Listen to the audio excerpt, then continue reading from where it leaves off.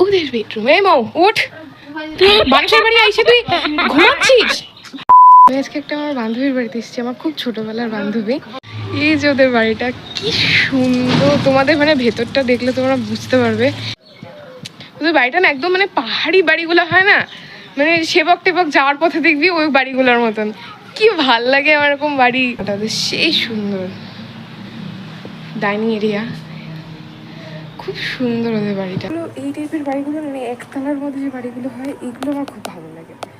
মানে দোতলা তিনতলা ও অত ভালো লাগে না, কিন্তু এরকম এত বড় এরিয়া নিয়ে বাড়ি ভীষণ ফেভারিট আমার বাড়িগুলো। তো এখন যাবো কম্পিউটারে, চলো এখান থেকে একটা বুনুকে নিয়ে যাব, ওই জন্যই আসলাম বুনুকে ডাকতে। আমার ছোট্টবেলার বান্ধবী, নার্সারি থেকে আমরা একসাথে। কি কিউট ফটোটা, দুই বোন। এই যে একটা বুনু, এই বুনুকে ডাকতে গেছিলাম। এ মৌ তুই কই গেলি, ও হারা যায় খালি। এবারটা না আমি খুব কম আসি, এবারটা আমি অনেক বছর পর আসলাম। আমরা এই বাড়িতে আর্ট শিখতে আসতাম, এই বাড়িটাতে। সুন্দর সুন্দর বাড়ি এখানে, আমাদের বাড়িটাই সুন্দর। 2000 years later. হয়ে গেল আমার সন্ধ্যা দেওয়া, এবারে চা বানাতে চলে এসেছি।